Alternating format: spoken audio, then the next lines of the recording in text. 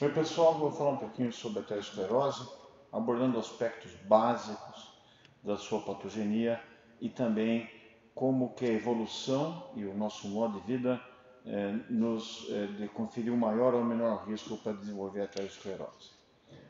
Bom, a aterosclerose é uma doença de importância muito grande como carga de doença, de mortalidade e adoecimento, e atinge seu pico de mortalidade nos países desenvolvidos meados dos anos 90. A gente pode ver aqui que foi onde teve a maior taxa de mortes por 100 mil habitantes nos países desenvolvidos em 95, e depois isso vem caindo através de melhor educação da população, modificação de hábitos alimentares, novos medicamentos e adoção de estilo de vida mais saudável. Essa queda não ocorreu nos países em desenvolvimento, tanto pela maior dificuldade de acesso à medicação, como também pela impossibilidade das pessoas adotarem talvez as mesmas práticas de modo de vida saudável, uma vez que a população tenha que sobreviver, matar um leão por dia, e também porque a obesidade aumentou muito nos países em desenvolvimento nessas últimas décadas. Bom, mas eu sempre aprendi que a aterosclerose é uma doença da modernidade causada pelo fato de que a gente comia gordura, nós tínhamos outras doenças que causavam para a gente um estado pró-inflamatório, como obesidade, como diabetes, que fazem com que a gente inflame um pouco mais. Nós também não gastávamos essa gordura para gerar energia, então ela circulava, principalmente a de maior risco, né, o colesterol de maior risco, que é o de baixa densidade, o LDL, e através desse aumento da circulação dos níveis desse colesterol, dos triglicéridos, eles permeavam a parede da artéria, acumulava essa gordura logo abaixo da camada íntima, logo na camada íntima, uma camada mais interna dos vasos. A própria presença dessa gordura fazia com que houvesse uma inflamação, se recrutasse células inflamatórias para tentar digerir essa gordura. Como elemento de digesta, essa inflamação continuada fazia com que houvesse fibrose, distorção da parede da artéria.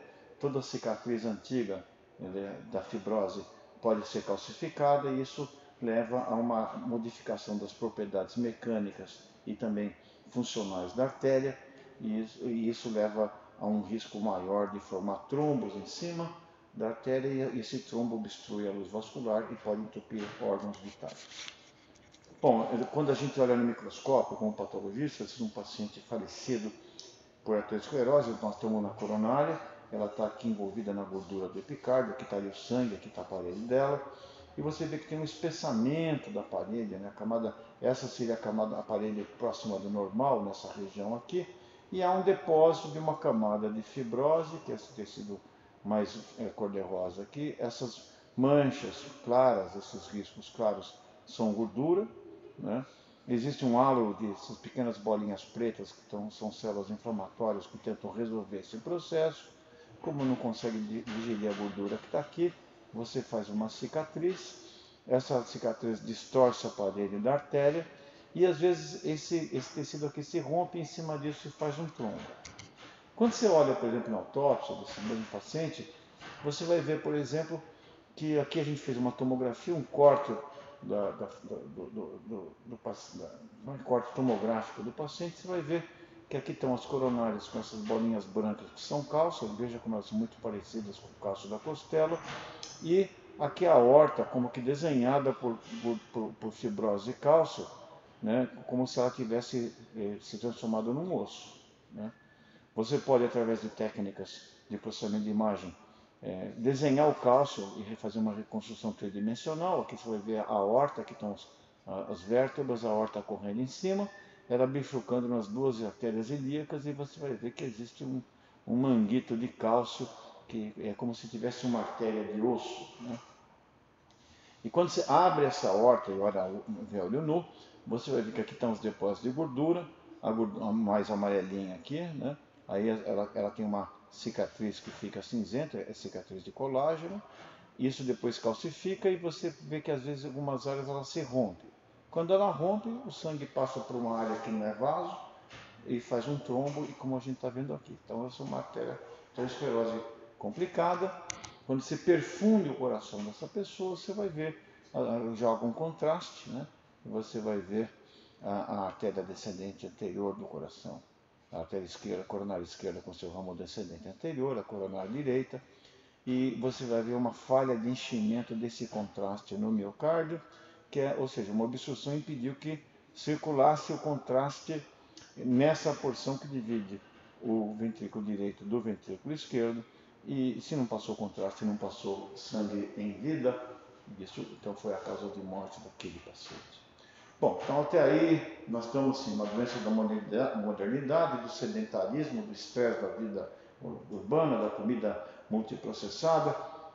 Mas será que é isso? Né? Então, isso começou a mudar um pouco quando tem um grupo de paleopatologistas que estudam então, restos mortais de pessoas, inclusive múmias. Eles têm um ambulatório de múmia e esse ambulatório funciona nos museus. E nessas múmias, eles têm centenas, em 137 delas eles conseguiram, através de métodos tomográficos, ver que tinha coronária e carótida. Essas múmias elas vinham de 4 regiões do planeta com dietas distintas. As Ilhas Aleutas, do norte do Canadá, próximo ao Alasca, onde a dieta predominante é peixe. No México, com dieta de milho, né? E também com carne provinda de animais domesticados. Temos o Peru, com mandioca, e também plantações de verduras que eles tinham naqueles platôs que eles tinham nos Andes, e o Egito com trigo e também animais domesticados. Nada de comida multiprocessada, nada de alto teor de gordura, não tinha sal, muito pouco, e açúcar nem se fala. O que aconteceu é que nesses estudos de pessoas que morriam muito antes da gente, 42, 45 anos, expectativa de vida, você via que eles tinham o mesmo score de cálcio elevado. Então você vai ver a coronária direita de uma múmia, cheia com aquele mesmo desenho de cálcio em cima da coronária. Aqui você vai ver um coração esquerdo com a coronária também desenhada por cálcio e carótida igual. Bom, qual a porcentagem de múmias que exibiam essas alterações? Ao redor de 30%.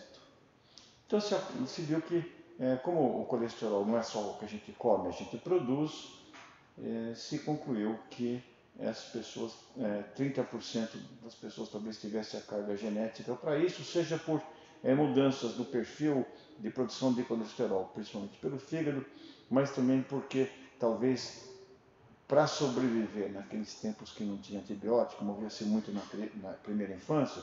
Então as crianças que eram capazes de montar uma resposta inflamatória mais competente, sobreviviam às doenças infecciosas da infância. Mas por terem esse mesmo perfil pró-inflamatório, elas envelheciam os vasos mais rapidamente, e isso então seria o preço a pagar para sobreviver à primeira infância.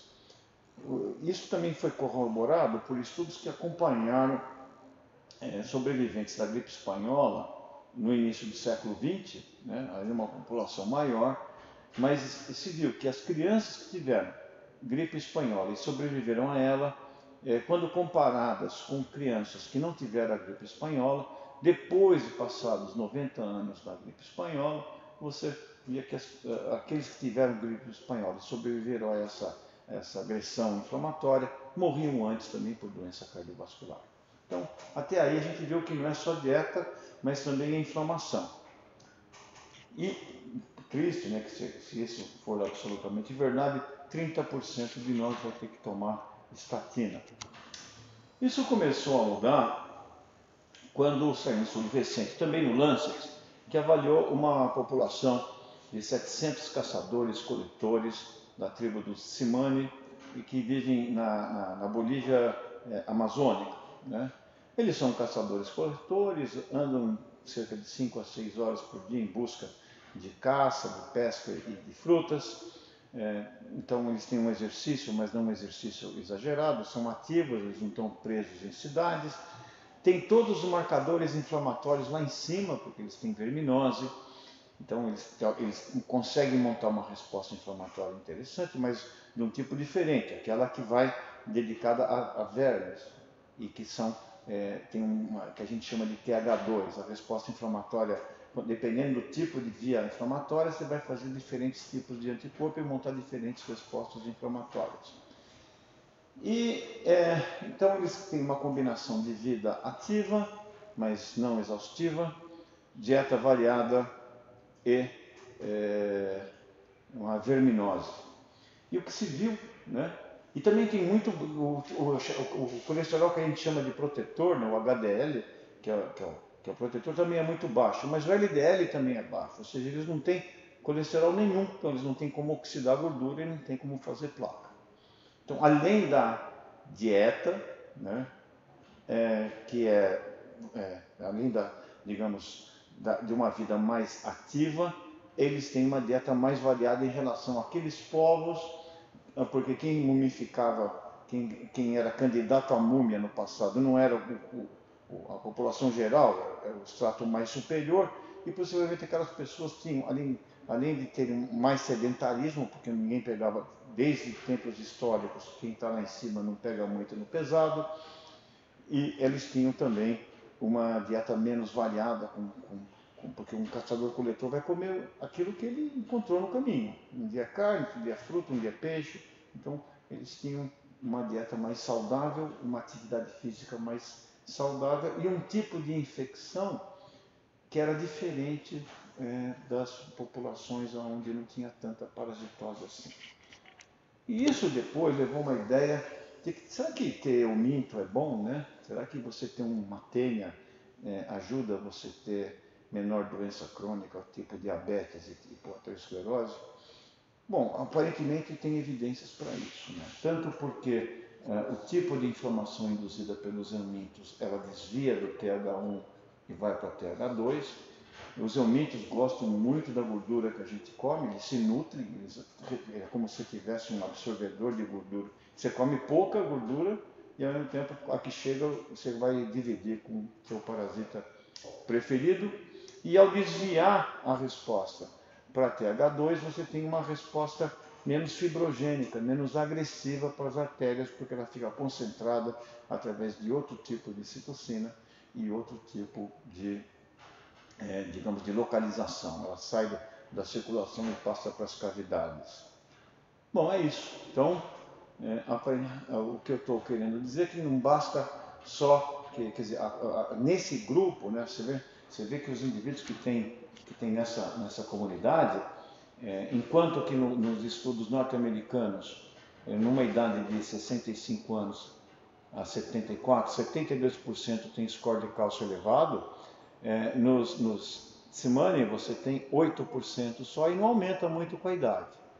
Então a diferença é muito grande em relação à população geral. Então, para a gente evitar a aterosclerose, nós não vamos voltar a ser caçador-coletor nem colocar euminto para dentro. Mas talvez tenhamos que controlar melhor a resposta inflamatória, ter uma vida um pouco mais ativa e ter uma dieta mais geral do que aquela que nós temos. Ou seja, quando a gente muda para a cidade, que é o produto também da múmia, você começa também a causar junto o imobilismo e o sedentarismo e uma dieta menos variada. É o que tinha para hoje, eu espero que vocês tenham gostado. Muito obrigado.